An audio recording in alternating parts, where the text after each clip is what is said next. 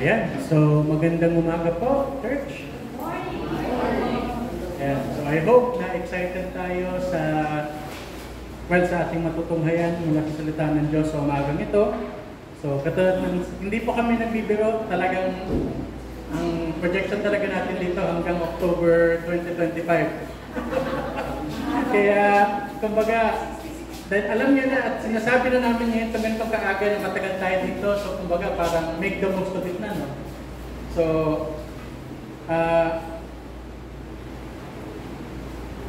kung nakikita niyo yung ating, kumbaga parang poster para dito, so, nakikita niyo ang daming mga elements nandiyan, halo-halo, kumbaga, no? So, it's somehow similar sa kung paano natin din matutunghayan yung ating makikita din sa Isaiah. So, altogether, katulad ng sinabi natin nung huling, katulad ng sinabi din natin nung Sunday, so there are a lot of things here na kumbaga we would be able to glean. May kita natin that even in the Old Testament, dito may, kumbaga, there are a lot of previews, kumbaga, of how the Messiah will come into the picture, into the grand story, kumbaga. And so, it is our hope and prayer, kumbaga, no, na i-prepare talaga ng Panginoon ng puso natin as we receive yung kanyang salita from this specific book. Sa marami sa atin dito, maninibago kayo sa kung paano natin pag-aaralan nitong book na to. First off, bihira lang tayo manahan, kumbaga, sa Old Testament. So, while, yes, we often quote mga Old Testament passages, di ba? So, we frequently go into passages katulad ng Isaiah and so on. And prayer meetings. So, we have been dwelling sa Psalms. Kung akala nyo matagal na tayo dito sa Isaiah, sa Psalms, alam ko, magdadalawang taon na rin tayo. Ayan. So, doon nga actually ang projection 3 taon. Dahil parang almost 50 Psalms a year tayo every week. So, kumbaga may kunti tayong idea, but at the same time, ibang-iba pa rin ang book of Isaiah for a lot of reasons. First off, hindi siya structured katulad na nakita natin sa mga sulat ni Pablo. Ayan. So doon pa lang medyo maganda na tayo. Ang kanyang Epistle to the Romans, coming the fact na galing tayo doon, let's remind ourselves na yun ang isa sa mga pinaka-systematic, kumbaga, na presentation ng Ebanghelyo sa lahat ng kanyang mga sinulat ng mga epistles. It's a very thorough na exposition, kumbaga, ng Ebanghelyo. Pero dito sa Isaiah, it's nothing like that. Pero hindi ibig sabihin na parang mas pangit ang Isaiah. Absolutely not. No. So, para lang mabigyan natin ng konting visualization itong ating matutunghayan. A couple of years ago, nung I think unang taon pa lang namin na unang taon pa na girlfriend si Trish. So, naimbitahan ako sumama sa isang lakad kasama yung mga high school friends niya. Dito sa may bandang Rizal, ewan ko kung familiar kayo sa Masungi. Masungi Geo Reserve. Ayan, di ba? Sino dito nakapunta na doon? Meron ba? Hindi pa. Ang ganda ng lugar. And yun talaga, as in, kumbaga, I think it was 1990s na parang na-reclaim siya. Dati siyang minahan, as in super exposed. Grabe ang, paano ba? Grabe ang naabuso ba ng mga minero or mga sindikato at the time. And then parang na-reclaim nitong NGO na ito and na-restore. Ngayon, 3,000 hectares yun. As in talagang reforested na lugar. Tapos may mga natural na mga rock formations doon, mga limestones. So, ang ganda ng lugar. Talagang literal na na-restore yung pwesto. Ngayon, one of the things that they are offering is, so, within a small section lang, maliit na bahagi lang ng 3,000 hectares, nakalimutan ko na kung anong katumbas ng isang hektarya kung ilang square meters. Saan laki na? 10,000. So, imagine niyo kung 3,000 pa, 3 million. So, isang section lang doon. Meron silang ino-offer na parang trek, parang may path sila, tawag nila Discovery Trail. On average, mga 3 or 4 na oras yun para mabaybay. Depende yan sa bilis ninyo, kung madalas kayo magpa-picture, or medyo, alam mo yun, gusto nyo ma-enjoy yung view, etc. So, yan ang ganda kasi heavily curated na talaga siya. So, may guides, totally safe. Yung buong dadaanan ninyo, paved. So, kumbaga, parang kasi talaga nakahanda siya na, kumbaga, hindi siya parang mag-hiking ka sa medyo masukon na lugar. Ito talagang completely preserved. talagang naka-ready talaga siya for that intention. Kapag may mga iaakyatin kayo, may mga nets, so kumbaga safe talaga, controlled yung buong environment by which gagawin niyo yun. So, imagine nyo, so kalahating araw, imagine nyo, first time kong pagpunta nun, hindi pa yayata ako ng maayos na rubber shoes. I wasn't expecting na, kumbaga, wala ko idea kung anong ko doon. Yung mga paakyat na, tapos alam niyo yun, yung mga medyo parang umaakyat ng 10 floors na dire-diretso. Siyempre, burol Yung mga matataas na, may mga slope, etc. So, ang kuya nyo, hingan na hingan. The entire time. Tapos, umabot pa nga at some point sa dulo, I was already gasping for breath. Alam niyo yun, yung basang-basa na yung good morning towel, yung gagawin nyo na lang, may lalabas na. Makapuno ka na ng isang baso. Tapos, sa bandang dulo pa ng trek, nung patawid na kami, pabalik na lang kami, saka pa ako inabutan ng cramp. Napulikat. So, grabe ang inabot ko sa pagkakataon yun. But did I regret it? Definitely not. Kakaiba talaga yung experience and yung views, grabe. It's very, very magnificent. Di mo may isip na kumbaga malapit lang siya sa Metro Manila. But at the same time, I couldn't help but think, parang, paano pa kaya yung mga nagtitrek sa mga mas mahihirap pa? Kasi sinasabi ko kanina, di ba, paved na siya Paano pa kaya kung ikaw aakit ka ng Pinatubo, ng Papaapo, di ba? So, paano pa kaya yung doon? It's an entirely different proposition. Iba yung trek na ginawa namin if you're going to do it on a different place. So, parang imagine niyo, the book of Isaiah is something like this. Kumbaga, so natapos tayo on a curated path mula doon kay Pablo, ngayon naman naakit tayo ng kumbaga Apo or something like that. May commentator na nagsabi that Isaiah is the most theologically significant book sa buong Old Testament. And another would say, of all the books in the Old Testament, Isaiah is probably the richest. Ayan.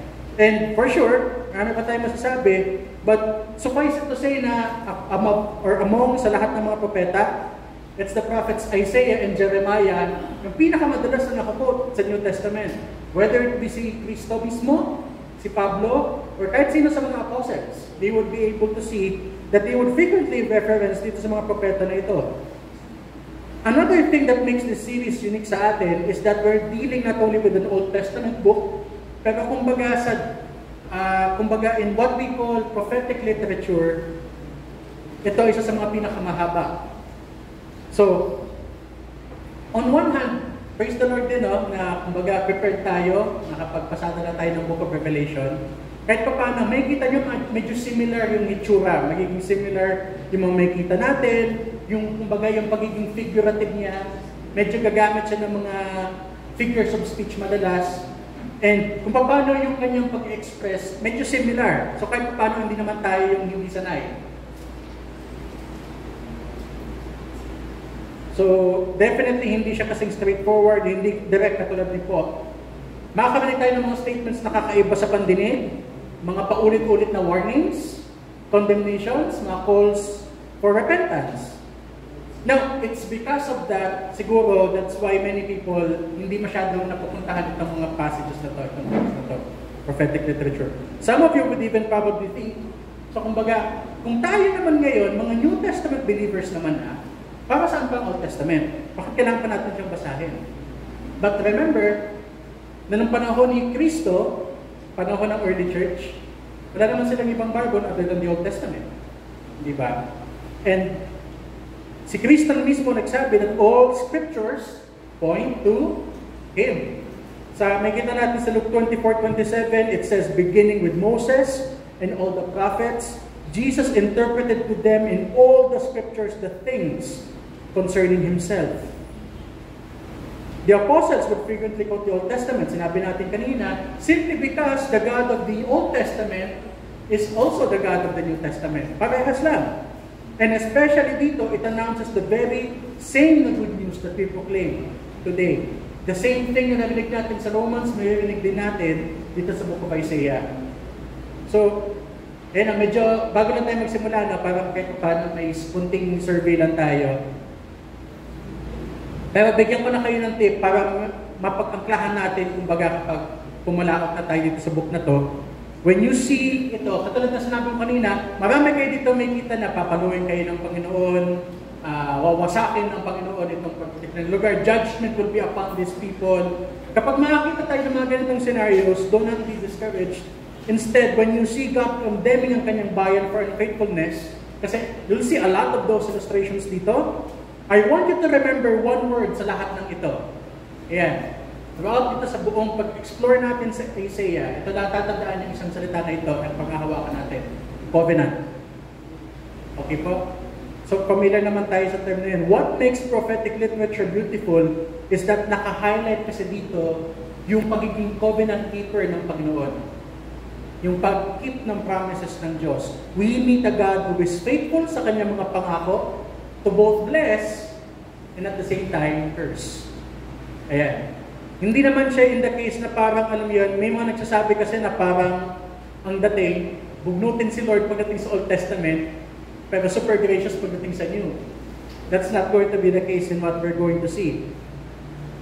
And at the same time, masasabi natin that the authors of the Old Testament are definitely aware na kumbaga, while they are writing kumbaga to a specific people in a specific time, pero may kita natin dito na hindi nang ibig sabihin wala na tayo dito maintindihan at wala na tayo dito makuha. While this is written for other people, it's not written para sa atin, to Christians, it is still written for Christians. Kaya sabi ni Pablo, sa kakatapos lang nating book sa Romans 15:4, ito, Romans 15:4, for whatever was written in former days was written for our instruction, that through endurance and through the encouragement of the Scriptures, we might have hope. Yan yung pinaka-nagiging encouragement sa atin why we go into this passage. So, coming back sa illustration natin kanina, kakatapos na natin bumaybay kumbaga sa trek ng Masungi, sa susunod na 2 taon, ang handa tayo, naakit naman tayo ng Mount Apo. Kumbaga, so I hope na maging excited tayo. So ngayong araw, sa staging area muna tayo. Doon muna tayo sa pinakaunang point. Buksan natin ang ating mga Bibles na sa Isaiah, chapter 1, verse 1. Isang verse lang po tayo ngayon. Kung kayo po ay di pa familiar kung saan kayo maghahanap, so kung meron kayo kailangan, Old and New Testament sana yung dala ninyo. Kung wala, yung New Testament lang, dala nyo, meron po tayo doon sa likod. Kung medyo nahihirapan pa kayo sa Isaiah, try niyong buksan ng inyong Bible sa kalagitnaan. At some point, mapupunta kayo ng Book of Psalms. Tapos abante lang kayo ng konti. Psalms, Proverbs, Ecclesiastes, Song of Songs, Song of Solomon, and then makita nyo kagad Isaiah. So, again, Isaiah chapter 1 verse 1. Dito lang muna tayo sa isang verse na to, since this is the summary introduction for the whole book. So, bilang paggalang sa ating Panginoon at sa kanyang salita, tayo po ay tumayo. Dahil maiksi lang naman ito, so let me read from the English Standard Version. So again, Isaiah chapter 1 verse 1. The vision of Isaiah, the son of Amos, which he saw concerning Judah and Jerusalem in the days of Uzziah, Jotham, Ahaz, and Hezekiah, kings of Judah. This is the word of the Lord. Let us pray. O great Lord of time, the end of all our beginnings, alam namin na itong bagong panimula namin ay kabahagi ng inyong naisin para sa amin. We thank you, Lord, for your word. Yet also we confess na may halong hesitation and doubt sa amin as we begin itong pag-trek namin kumbaga sa inyong salita sa pamamagitan ng inyong anak at kasangkapan na sa Isaiah. I know that I personally am frightened because I have to preach like I know what I'm saying. Buti na lang, Lord, sermons are not meant to be fountains that abound from the preacher's wisdom. Otherwise, I have nothing to offer but inadequacies, especially dito. Pero buti na lang inyong salita ay buhay at nakakapagbigay buhay at lakas para makapagpatuloy. And so, this morning, give us courage, Lord, as we embark on this journey with Isaiah, that we will want to know the truth and that we are more than willing that you open our eyes give us strength to reach that mountaintop so that when we all get there and see the view of the full counsel ng inyong salita, wala kaming ibang magagawa kundi purihin at sambahin ka dahil sa aming mga matutukayan. When all is said and done in this journey, Lord, you are Alpha and Omega, our beginning and our end. Amen. Pwede na po tayo mabuo. So, speaking of views in high places, so madalas na puntahan pag bumibisita sa ibang bansa, madalas yung parang mga pwesto ng mga matataas, mga highest elevation ba. So kumbaga kung pagpalain ka ni Lord, makapunta ka ng Kuala Lumpur, ano ba yung tawag ng Petronas? Diba? Magpapapicture ka doon, and then syempre gusto mo pumunta ng skydeck para kita mo yung lahat. O kaya pag Tokyo, yung Tokyo Tower, yung sa Shibuya, Taipei, sa Taiwan, Taipei 101, yung mga pinakamataas nilang buildings, ganyan. Wala lang tayo dito sa Manila, pero siguro ang pinakamalapit na natin is yung kapag sasakay ka ng aeroplano. Ayan, sinabi ito po nakasakay na at some point ng aeroplano. Kahit, yan, mapa-international, domestic, ayan ano. So may iba na sa atin dito naka-experience na. Ngayon, inescapable, lalo na kung first time mo, alam mo syempre, parang gugustuhin mo, nasa window seat ka, diba? First time and you'd want to absorb the view. Especially kapag, alam mo yun, nagkakalipad na ng aeroplano, kita mo pa yung mga details mula sa lupa. Either that, or yung pababa. So, kumbaga, may kita mo yung panoramic view ng buong lugar as you go into sa buong syudad, whenever that you're going to land or depart. On that scenario, naalala ko talaga si Lola Nena, yan, si mami ni Mami Flor. Nung first time yung makalipad mula Legazpi hanggang Manila. So, for most of her life, nakatira siya naman siya sa isang bahay na paglabas mo, kita mo kagad ang buong Mayon. As in, full unobstructed view ng Mayon. Pero, ibang-iba talaga sa kanya, nung first time yung sumakay ng aeroplano, tapos, makikita niya, pagtingin niya doon sa bintana, ayun yung Mayon, nasa baba. Pagkaganda naman ba? Alam mo yung gano'n? Nakikita mo siya araw-araw, pero dahil you have seen it in a different view, in a different angle, ibang-iba. Diba? And yet, manghang-mangha talaga siya doon nung nakita niya yung Mayon na yun. Mas mataas pa ako kaysa sa Mayon. Ganun ba? So, she's seeing the same thing that she's usually seeing, but she's seeing it from a different view. Diba? A different perspective, kumbaga. Now, that's what the vision meant sa ating verse ngayong umaga. Now, the whole book is a prophetic vision. Take note na ang ginamit niya rito is vision, not visions. This book is a carefully crafted, curated collection. Crafted, organized, definitely divinely inspired. Papabigyan tayo ng unified presentation of that different perspective. Ayan. That's the reason why this has been called as prophetic. Now, importante din maintindihan natin how this vision was further qualified. Paano sinabi or paano na-specify doon? The vision of Isaiah, which he saw. It's very important for us to see here that it is God who is the one offering us a new perspective on all things that are happening. Take note, Isaiah, kumbaga hindi ito katang-isip ni Isaiah. He just saw this vision. Hindi rin ito parang, alam niyo yun, parang out of a trance or parang nag-daydream lang siya. Kasi nakikita natin sa chapter 2 verse 1 that Isaiah saw a word from God. In chapter 6 verse 1, Isaiah would say out loud, I saw the Lord. So, ito yung pinaka, kumbaga, definition natin when we speak of vision sa pagkakataong ito. And ito yung talagang mismong pinag-introducean dito ni Isaiah the entire time. Now, dito lang tayo muna saglit dito kasi magandang malinaw sa atin ang premise for visions dahil madalas din ito nagagamit even ngayon in our everyday na speech, especially in a time like ours. Kumbaga, medyo mag-cite lang tayo ng application. I'm not entirely against vision statements. And alam niyo yung mga vision boards, yung mga ganang scenario. It's not entirely wrong for people. Kung meron ka parang personal vision for yourself, hindi naman yun kumbaga against the Bible. It can be good to have a vision board. Some of you probably have one, hindi nyo lang alam na ganun yung tawag. Ngayon, kapag sinabi natin vision board, basically, it can be anything that you use para, kumbaga, to represent your dreams, your goals, your plans for the future, so you can stay focused, kumbaga, sa mga objectives mo. Ganun ang pinaka-idea ng vision board. So, kumbaga, wallpaper mo si Crush, dahil, kumbaga, ina-aspire mo na eventually magkatuluyan kayo. I don't know. May family picture ka sa tabi ng work desk mo. On what reason? It helps in a lot of scenarios. Alam mo yun, lumipas yung Lunes, dumaan yung Lunes, extra bugnutin, medyo extra toxic si boss.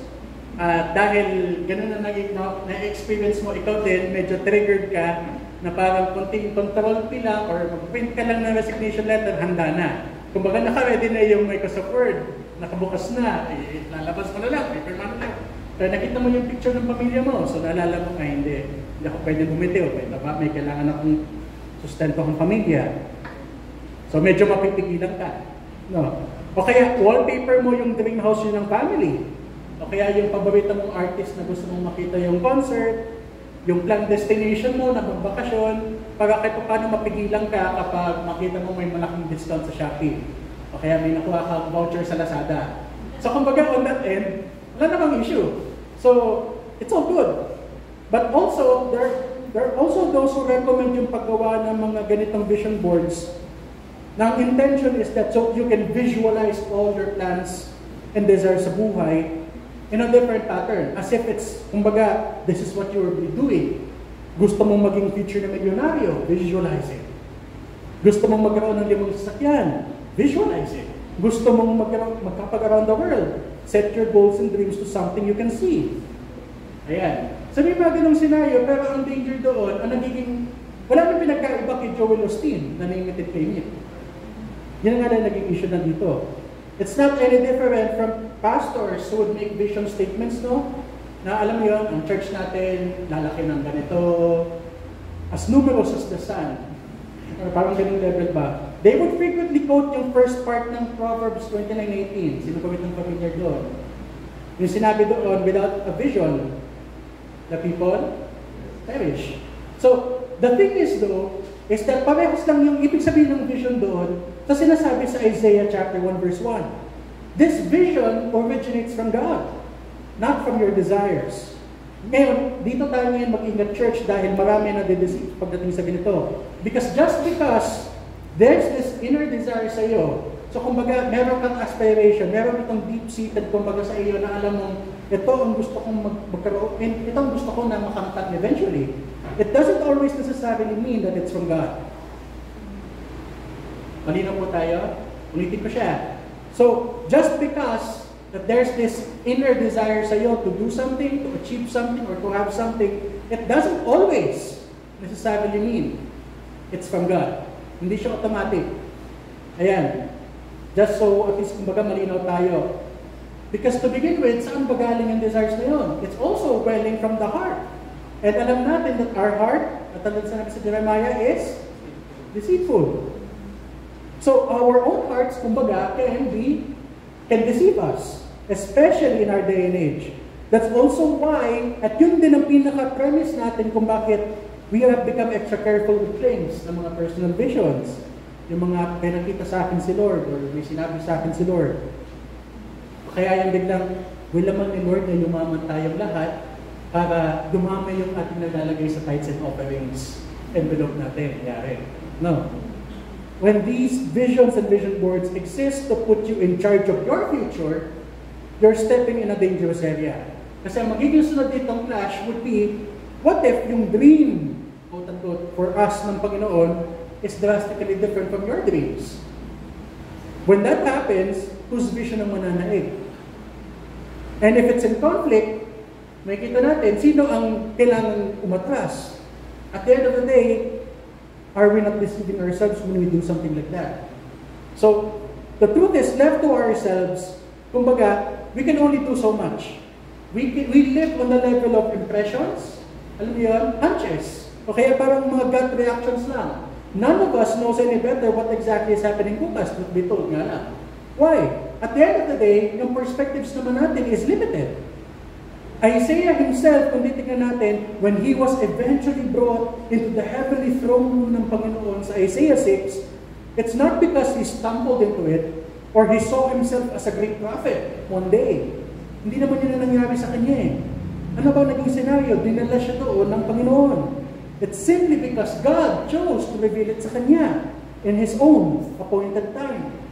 Now, I think that's the reason, mapapansin niyo rito, kung nabasa niyo sa Jeremiah, sa simula, kinuwento niya doon kung paano siya kinomisyon ng Panginoon into ministry. Si Isaiah, diretso kaagad siya into doon sa pinaprophesy. Diretso kaagad siya into the vision that God is showing. I think, isa sa mga reasons why Isaiah didn't tell about itong panahon na commission siya bilang propeta until chapter 6, it's clear sa kanya that it's not about his vision. It's about God's vision. Kaya yung kagad yung kanyang pinakauna dito na nilagay. Isa pang bagay na dapat natin pansinin dito is how Isaiah's vision of God changed everything para sa taong ito. Consider, parang yung kanina lang. Yan nga si Lola Nena na nakita yung bayon sa ibang anggulo. Nag-iba sa kanya.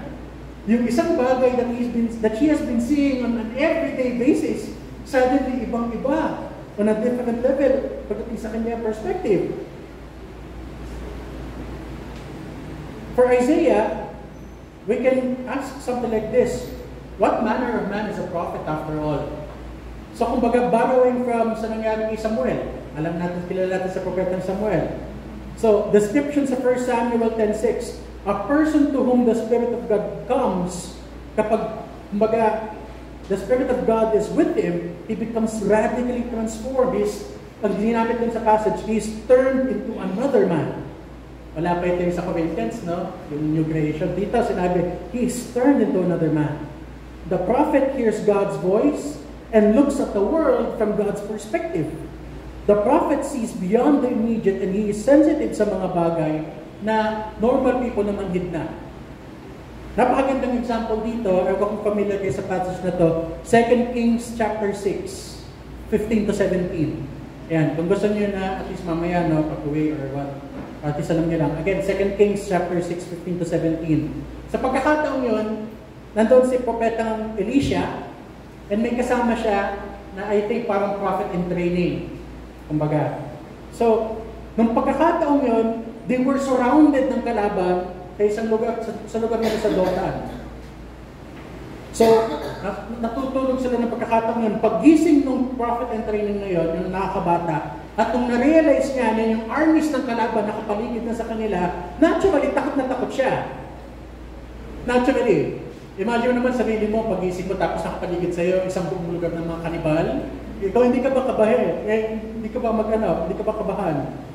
So, naturally, ang kanyang attempt is he tried to alert Elisha this time. Pero, yung propeta, hindi man lang natingnan. Hindi man lang natakot. Hindi man lang nagpanik. Ang sabi pa niya is something like this. Huwag ka matakot, kapatid. Don't be afraid, for those who are with us are more than those who are with them. Imagine niyo yung ganun scenario. So, yung kasama natin, mas marami pa sa mga taong yan. Ngayon, yung taong yun, yung prophet and training yun, pag naisip na, hindi bang na kaya ito matandang to? Diba? So parang, minig kita kaya ito na ewan, or what not. So, iniisip niya parang delusional na sa Elisha. Until, nanalangin yung propeta, Lord, open his eyes that he may see. And when God opened yung eyes ng prophet in training na yun, he saw doon sa nakapaligid sa kanilang mountains, di ba, armies of horses and chariots of fire. So kumbaga the entire time nagpapanik siya, but Elisha sees all of that happening. So it's really an entirely different perspective. So prophets are operating in this level. This is why napakahalaga, at yun ang isang reason kung bakit tayo nag-dive dito sa isang prophetic book katulad ng Isaiah. It's very important for us to go and revisit something like this because this is an opportunity sa ating kumbaga na ma-recalibrate din ang ating mga mata. Kumbaga, mabago rin ang perspective natin, it recalibrates your heart, your eyes, and your minds. Kasi whenever you read the prophetic books, you'd often find the prophets na kinokondena yung kanilang mga kausap for being so unfaithful sa Panginoon. Mapapansin niyo dito, pupunahin nila madalas sa mga injustices, yung mga hindi nagagawa, yung evil things na nakikita nila among the people of Israel. Ngayon, siguro kung tayo yung mga regular na mga tao doon, ng mga mamamayan, nakikita natin, hindi, normal naman yan eh. Alam niyo parang sa atin ngayon, medyo kumbaga at some degree tanggap na natin na may level of corruption. Diba? Alam niyo yun, sige, maglagay ka lang para lang bumilis na yung sistema. O kaya, alam niyo yung tipong masaya na tayo kapag 24/7 na bumubuhos yung tubig.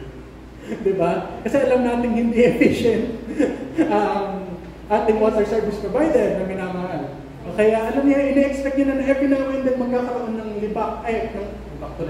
magkakaroon ng mga lubak sa kalsada. Kasi every now and then, kailangan nilang basagin na kagad bago masira. Medyo proactive pa, no, na kailangan i-reconstruct yung kalsada. And so on and so forth. So kumbaga tayo medyo, may senaryo na medyo manhit na tayo sa mga ganung bagay. Expected na natin. Lalo na kapag kumbaga maisip natin ng mga lugar na, mga medyo notorious, Tondo. Kaya po, medyo program na isip mo na kapag dito ay natingan sa iyong wallet, o kaya yung backpack na sa unahan mo dapat, or alam niyo yung ganung senaryo, tanggap na natin, braced na. And then comes itong mga propeta na sabihin, that is unacceptable. Nakikita natin yung corruption, okay lang sa atin, pero sa kanya, he would call it out. That is an abomination before the Lord. Narinig natin yung ganun dito na madalas na lingwahe. Pupunahin niya yung mga injustices, yung mga hindi nila nagagawa, at yung mga ginagawa nila na dapat din nila ginagawa to. You'd have this impression na ang sama-sama siguro ng bayan ng Israel at Juda. Kaya kung ikay nakatala din sa Juda, hindi naman yung ganyan naman. Normal lang naman yung ganitong sistema. That's why we need prophets like Isaiah. To this end, I really love the insights ng isang rabbinical Jewish scholar. Pangalan niya, Abraham Heschel. Meron siyang isang lumang-lumang libro, pangalan The Prophets. Jewish to, pero kumbaga, I appreciate na even though hindi siya necessarily Christian book, pero it was a preview of how Israel understood the scriptures. Pansin niya kung paano ito. I will quote Heschel dito, then try kong i-paraphrase ng konti yung ibang bahagi. To us, it may seem like a single act of injustice. You cheat in business. You exploit the poor or the disadvantaged. And we see it as just a slight. So kumbaga parang normal lang yan. Araw-araw na yung naging scenario. It's a necessary evil. Kumbaga. But to the prophets, it's a disaster. To us, injustice, when we see it, is like an open wound. Alam mo, kailangan gawin tayo, you know something should be done, but if you can still carry on, tuloy na lang tayo. But to the prophets, it's a death blow to existence. We ourselves witness continuously acts of injustice, manifestations of hypocrisy, falsehood, but we rarely grow concerned or excited about this. To the prophets, even a minor injustice assumes costly consequences. They speak and act as if the sky was about to collapse because Israel is being unfaithful to God. The prophet's words are outbursts of violent emotions. His rebuke is harsh and relentless. But if such deep sensitivity to evil is to be called hysterical, what name should be given to the abysmal indifference to evil which the prophet bewails? Rephrase ko yung pinakahuli.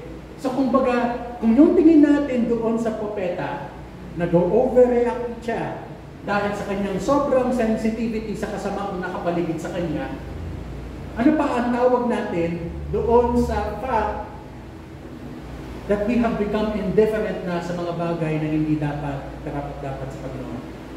Sa mga bagay na hindi banal. Grabe.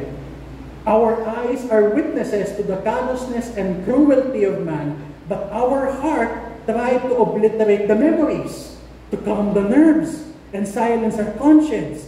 The prophet is a man who feels fiercely. God has thrust a burden upon his soul, and he is bowed and stunned at man's fair greed. And so God is raging in the prophet's words. Nabasa ko talaga ito. Introduction ito dun sa libro niya. Napaganon ka agad ako eh. Oo nga. Kaya na-realize natin, we need to read passages like Isaiah. Church, Hindi lang siya pang-construct ng mga timelines, and it's not just for us to have an idea of the future. Even dito, there is a practical application that we can see. Yun ang nakakatawa sa kanya dito. Even now, God is making us aware through dito sa mga propetang ito about things na babanggat sasalungat sa inyong intuition as to how well we think, akala natin, we are living our life. Kaya napakahalaga sa atin ng mga ganito. Hindi lang yung kumbaga, it's not just, at ito ang dapat na kumbaga steady diet natin. Hindi lang naman ito intended, the pulpit is not just intended na ma-encourage lang tayo, ma-uplift yung ating souls. At kumbaga, positive vibes lang tayo at the end of the day. Nakikita natin that even in this scenario, there is wisdom kung bakit nilagay yung mga prophets na ito sa ating libro, sa ating Biblia. It is for us to eventually realize, hindi ka kasing bait as you think you are. Kumbaga. I mean, sure, gracious si Lord. But you need to come to terms with the fact that while we live under grace today, though we do not live under the law anymore, it doesn't mean that we're no longer called to be holy as God is holy. Dahil yun pa rin ang kanyang pagtawag sa kanyang mga anak, even in the New Testament. Amen? Wala, gusto kong natinig. Amen? And so, Isaiah begs us to consider itong vision na itong mula sa Panginoon. Chapter 2 verse 5, medyo nag-preview lang para hindi naman spoiler pa.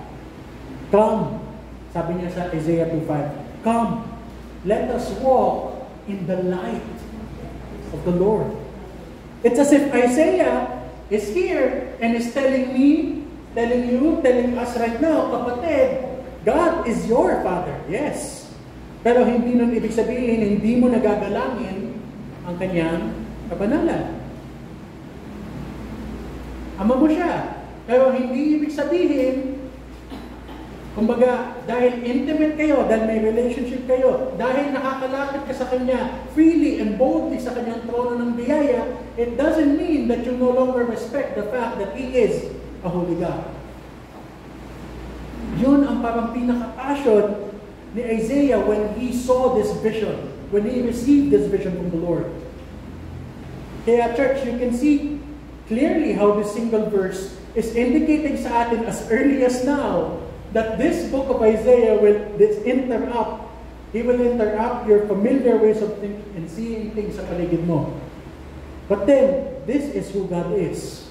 God will disrupt you. And He has to. Kung hindi, without His Word, makakonfine tayo in your pretenses.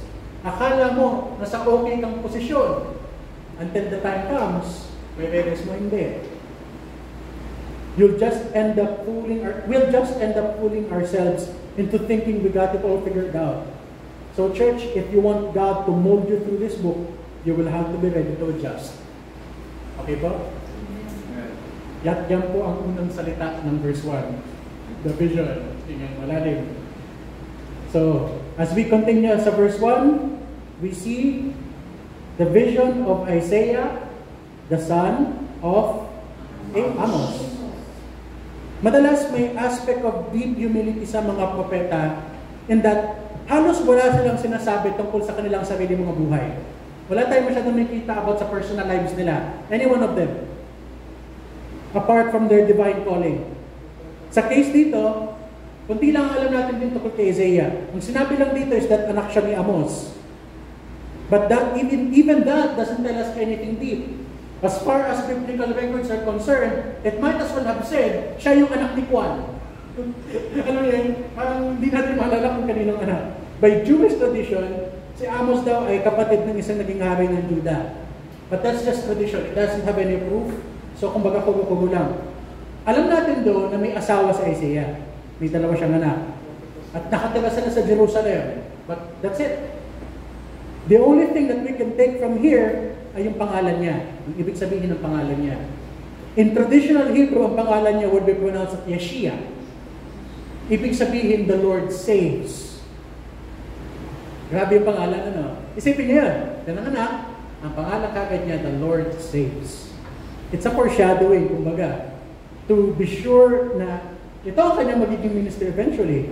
But let's try to dwell in that for a moment dito. Imagine if you had that name.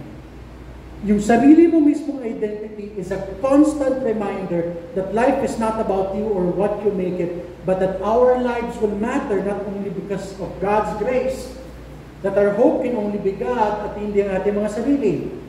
Consider how a person na ang pangalan na Isaiah has been called to the prophetic office to serve bilang ambassador ng Panginoon to an unfaithful people, to an unfaithful Israel. By the simple fact that he would speak against the unfaithfulness ng bayan, we can already tell na isa sa mga pinaka-concern ni Isaiah about Israel is their idolatry. It's clear sa kanya that the reason why they are unfaithful is because their lives are infested with idols. They don't see it that way, though. And alam natin by definition na kapag pinag-usapan natin ng mga idols, it's anything that what? Takes our eyes, our hearts, and minds away from God. It's anything that will cause us to deny Yeshua. It's anything that will cause us to deny that the Lord saves sa buhay natin. Yun ang naging primary issue by which tinawag ngayon si Isaiah into ministry. This part will come in nicely kanina sa usapan natin. Akala natin we have full clarity sa ating buhay spiritual, but in actual, most cases, hindi. A few weeks ago, I shared sa kabataan about this thing na ang tawag is functional atheism. Ayan, functional. This is what happens pag di natin apply, and di natin alam how to apply the gospel sa everything sa buhay natin. Pag di natin nare-recognize na everything in us must be submitted to the Lordship of Christ. When we say na ikaw ay functional atheist, it's very possible that on one hand, you can confess right now that Jesus Christ is your Lord and Savior. Mako-confess mo yun. You will be able to profess that with your lips. But at the same time, at some areas ng buhay mo, you practically act as if walang Diyos sa buhay mo. Yan ang ibig sabihin natin when we say functional atheism, kumbaga. You may be worshiping Him dito on Sundays and all that, pero may mga bahagi sa ating buhay where we think, where we speak, and we act as if God doesn't exist in the picture at all. As a result, yun ang dahilan kung bakit marami sa atin inconsistent sa ating pananampalataya at most. That's why, ewan ko na kung some, most, or all of us, we worship God with our lips tuwing linggo, but we can easily use the same lips para may pagchismisan, alam mo yun, mamura ang anak, tataas ka ng kamay, mag-worship ka, yung same na kamay na yun, gagamitin mo para mag-abuso. We can easily use the same things that we use to worship God to blaspheme Him, kumbaga. O kaya, kumbaga, nandito ka sa bahay-sambahan ng Panginoon ng linggo, pero nandadaya ka ng mga tao pagdating ng Lunes. Truth be told, it happens to all of us in some shape or form. What makes the difference is this, though. Are you still sensitive sa banal na Espiritu as He convicts us sa mga bagay na ito? Kaya napakadelikado nga sinabi ko kanina, na may tendency tayo na maging manhid sa mga bagay na if we're going to think about it, blasphemous before the Lord. So the question really is, when we commit sin, are we still sensitive to the Holy Spirit as He convicts us in these things? Kumbaga, sa ating namang senaryo, we will not come to a time na kumbaga wala na tayong ganito mga struggle. There will always be, and it will take us a lifetime, kumbaga, to see this sanctification take place sa buhay natin. May mga areas talaga tayo na kumbaga taon, mahabang panahon ng buhay natin, matagal bago natin talaga fully na may isusuko sa Panginoon. Kahit na pastor ka o hindi, that will be a reality naman sa bawat isa sa atin. To a degree, parang kumbaga there's comfort in that. Na kumbaga hinuhugog tayo ng Panginoon to be a bit better as we go along, to be more conformed sa Kanyang anak sa bawat araw. But suffice it to say that this functional atheism that we're talking about, that has become the problem that Isaiah was called to prophesy against. And so, we see a verse that is this. It says that this is the vision of Isaiah, the son of Amos, which he saw concerning kanino? Judah and Jerusalem.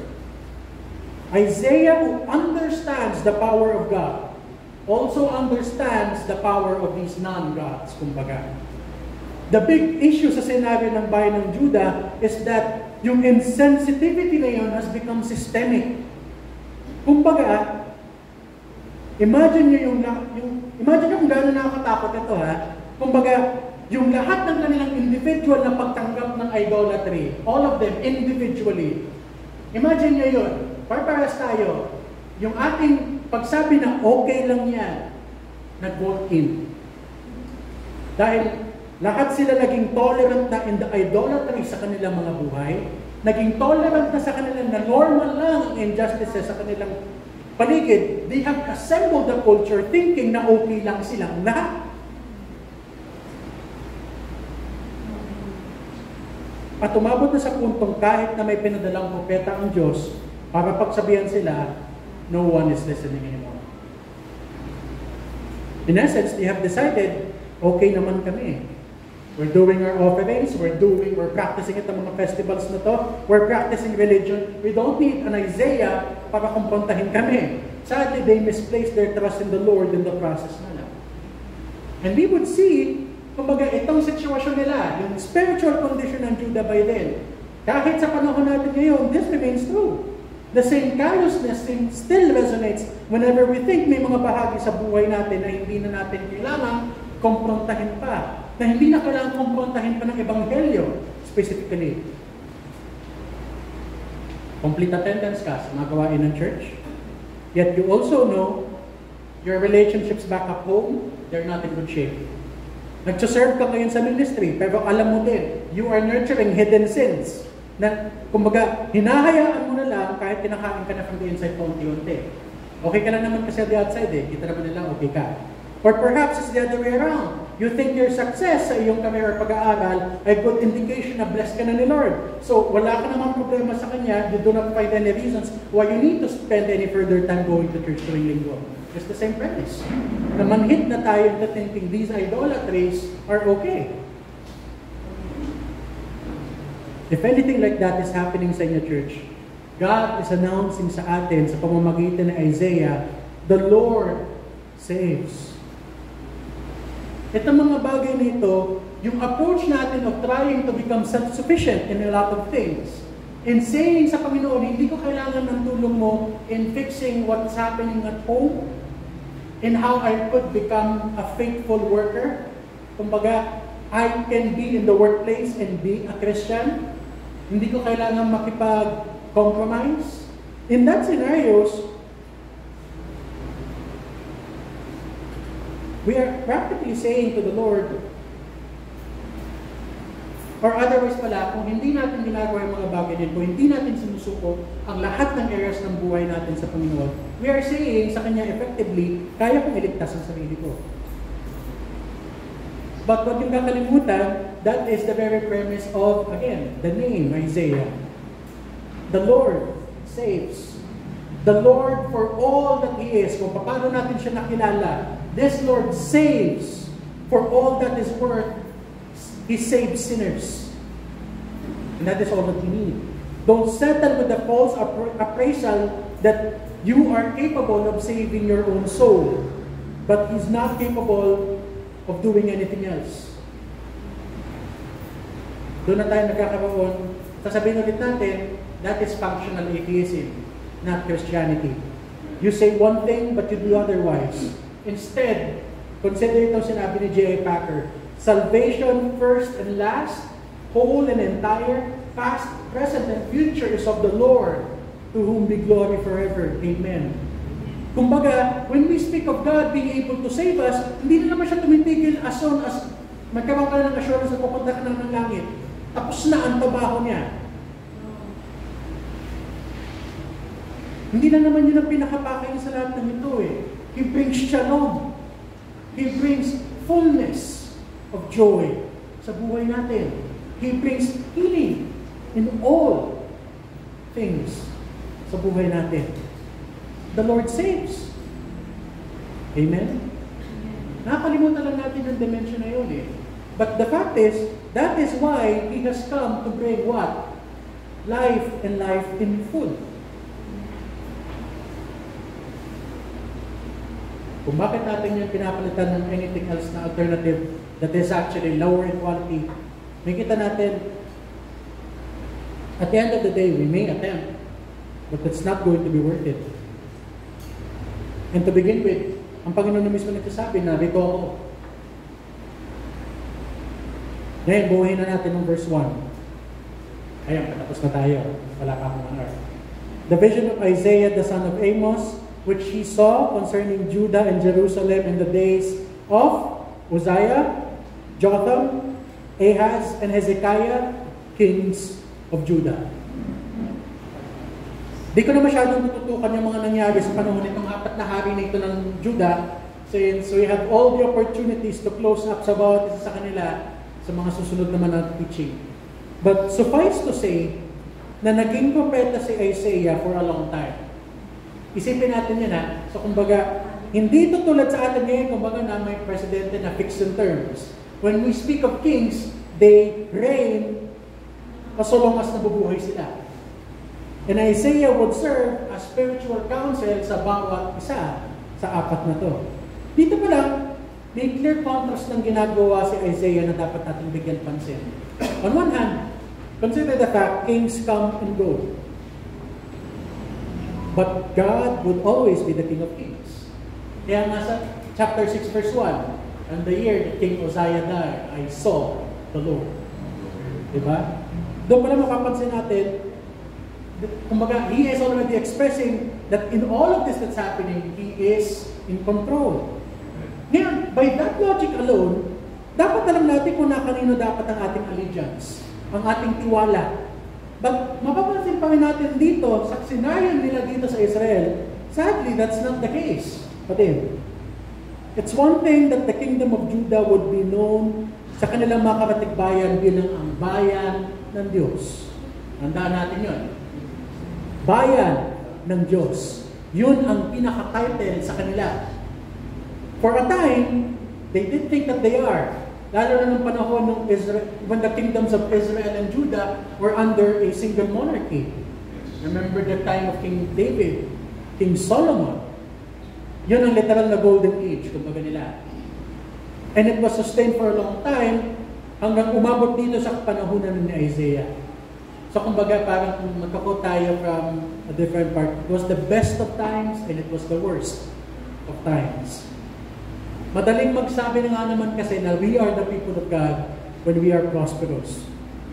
But it won't always stay that way at hindi naman yun ang basihan kung paano yung people of God. Eventually sa kanilang scenario, siguro eventually ma-expand naman na ito ulit. New powers arose sa kanilang lugar that can threaten yung kanilang bansa. You can imagine na parang Pilipinas, kumbaga, at China. There is that rising power within the region that threatens na kumbaga sakupin sila. And from them being free in their own land, pwede silang, kumbaga, sakupin, ma-conquer. And sa ganitong situation, we can also consider, parang katulad din sa atin ngayon, every new administration somehow have to define ano ba ang kanilang magiging foreign policy. Parang sa atin, di ba? Madalas naging usapan yan, especially kapag itong nakaraan, nagkapalit-palitan ng mga ng Pangulo. Ano magiging stance natin pagdating sa ganitong bansa? Sa ganitong bansa, magiging okay ba tayo? Magiging friends? Magiging frenemies ba? Ayaw nga paano magiging scenario. Sa case ni Judah though, it's more than just a matter of diplomacy and politics. Tandaan niyo yung sinabi natin kanina, they are the people of God. Not only that, they are the covenant people of God. So the question really is this, sa ganitong scenario nila, do they decide to trust na ang Diyos na kanilang katipan would protect and preserve them as He has done in generations past? Will they trust in that God or will they trust in themselves and try to develop their own strategies and plan na iligtas ang sarili nila?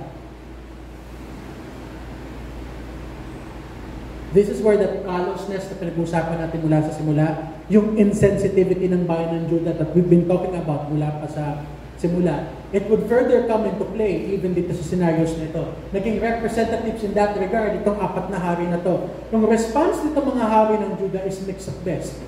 They would at varying degrees, iba-ibang paraan, iba-ibang approach, but they would nevertheless, at the end of the day, ito yung masakit eh. Alam niyo parang iba-iba yung dahilan nila. They would trust sa sarili nilang kapangyarihan. They would trust in alliances with other nations that do not even recognize God. They would rather choose to magtiwala sa kahit anong bagay other than sa Diyos na kanilang katipan. Yan yung medyo upfront dito sa naging scenario na ito sa panahon ni Isaiah. For us na nagbabasa, we might simply pass it off and say, kayo nga ang bayan ng Diyos eh. Alam niyo parang may ganung senaryo kapag nanonood ka ng TV, telenovela, or libro, at yung parang may bagay na obvious sa'yo, pero sa mga ay doon sa tao sa kwento, parang wala. Anak ka ni ganito. Alam mo, hindi mo ba alam? Siya yung tatay mo, ba't mo inaway? Parang wala na magkakaroon ng ganung senaryo. And we might have that similar reactions as we go along dito. Bakit naman kasi ganito, may Diyos na kayo na nagpo-protect sa inyo? Parang kung lang gumanong kayo. But as soon as you come into that conclusion, it turns over our heads dahil tignan mo ang sarili mo sa salamin. Parang kung lang ganun maging scenario. In reality, we don't really fare any better than the kings of Judah ever did.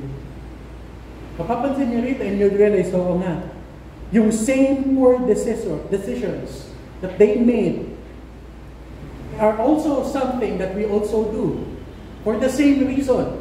Yung sins that are still in our lives have desensitized us so much to your own inadequacies na naging overinflated na ang tingin natin sa ating sarili at napakababat, napakaliit na ng tingin natin sa ating Panginoon. In the process, we make ourselves so overinflated and we make God smaller and smaller in the process. Ang nakakatakot kasi dito mga kapatid, this process doesn't happen overnight. Frankly speaking, this is the same process that makes it possible for people in ministry to fall into sin. The same reason for church workers to be so immersed in unfaithfulness, for pastors' families to be broken and shattered, for struggling Christians to eventually lose faith sa Panginoon. Bakit na nangyayari ang mga bagay na ito? Hindi naman ito biglaan eh. It's a matter of us somehow realizing may maliit na kasalanan, okay lang yan. Lumaki ng unti, dahil nasanay ka sa maliit, okay lang yan. Hanggang lumaki ng lumaki, and that's already overwhelmed us. We overestimate yung ating kakayanan to control that, thinking, okay pa naman ako. I don't need saving. And then ma-realize mo na, tumubog ka na dun sa kasalanan na yun. That corruption of sin, that corruption of idolatry, yung tendency natin to have all of that, that will just sit and beat bit by bit. But we would see, ito dito sa kwento sa Isaiah, it has the power to bring down nations and bring generations to their knees. Kaya babalik ulit ako sa sinabi natin kanina, I believe that the book of Isaiah is intended na mabasa natin mga kapatid. So that we can have yung feeling na yun of urgency. The same feeling of necessity na nadama din ni Isaiah nung nakita niyo ito. When God revealed this vision sa kanya. Because church, there is no other way. We need to feel that urgency and necessity of truly, sincerely, and entirely na magtiwala sa Panginoon. Hindi lang sa isang bagay, kundi sa lahat ng bagay ng buhay mo. This is a reality, not just dito sa church, mind you. It's a reality sa nakapaligid sa atin. Because all hearts of men are fickle. In closing, eventually mga kapatid, you'll see that a prophet's life is not a life that you would want. Yes. It's a very, very lonely life. I don't think anyone from any of the prophets ever aspired na, alam mo yun, gusto kong maging propeta ng bata. Diba? I would say, thus says the Lord. Wala. Imagine dito sa Isaiah na lang ha, pangalan mo, the Lord says, you are literally a walking billboard. Kumbaga, that His God saves. And yet, His whole life, no one will listen. 4 na hari ang pinag-uusapan natin dito. May isa, walang nakinig. Yan. But to be fair, God told him na yun nga ang mangyayari. No one will pay attention sa kanyang mga warnings of what will happen. But did this cause Isaiah himself na mawala ng pag-asa? One of the great misconceptions about the prophetic office I came to realize is sinasabi nila that prophets are simply mouthpieces ng Panginoon. Amen. Many say after all, katulad na sabi ko nina, their authority, prophetic authority, is entirely premised on their signature line, thus says the Lord. Hindi naman sa nilang opinion yung kanilang pinapalandakan. What they are saying is coming from God. They are messengers ng Panginoon. But so they act as living megaphones who speak the words of God para maintindihan ng lokal. That's actually a misconception. And I really love, babalikan lang sa kanina, no, si Abraham Heschel in this regard. Magpa-paraphrase ko lang ako at this point para mas lalo natin maintindihan. Kasi come to think of it, it's similar sa mga cases ng mga authors na ginamit ng Panginoon para isulat yung books of the Bible. How did they write? How did Paul write the letters to the church? Eventually, mapupunta sa New Testament. Is it simply mechanical dictation? Alam mo yun, ginamit na sila ng Panginoon, itong isulat mo. Tapos sila, sige Lord. And then, hindi nila alam kung ano basta sumusulat na sila. Hindi naman ganun naging scenario sa kanila eh. It's not mechanical dictation. It's not an impersonal reproduction of a message na pinasa lang sa kanila or a mere copy ng inspired content. Absolutely not. Sinabi pa nga ni Abraham Heschel, that's not possible for a prophet because kung ganun lang ang sistema ng isang propeta, how can that same person be able, in his ministry, be able to love the Lord his God with all his heart, with all his mind, with all his soul, with all his strength? He has to be, kumbaga, conscious pala, na ginagawa niya yung mga bagay na ito. And he is imparting the words of God. Sa case ni Isaiah at lahat ng mga propeta dito, hindi naman nila ito ginagawa, kumbaga parang, you can imagine that this person is prone, kumbaga naman discouraged. Buong buhay mo, binuhos mo dito, and yet walang nakinig. Nakikita mo na papariwara ng Israel before your very eyes, and you're trying to speak and speak sense ito sa kanila. Makinig kayo sa Panginoon, magtiwala kayo sa Panginoon, hindi sa mga sarili ninyo. Buong buhay mo, yun ang iyong mensahe, and yet no one would listen to you. Would you not be discouraged in that scenario? And then you would come to think, oh nga no. So paano kaya hindi na-discourage Isaiah the entire time? Anong implication nun? If that is all there is, if man's salvation is premised on whether or not he will choose to trust God, Isaiah has nothing to look forward to. Matagal na siguro siyang nawalan ng pag-asa na meron ng makikinig. Kasi sinabi na mismo ni Lord, walang makikinig. So ano? But since Isaiah hears the voice of God and he feels the heart of God, he is definitely aware of something else. At yun yung sinabi ko na kanina. Covenant.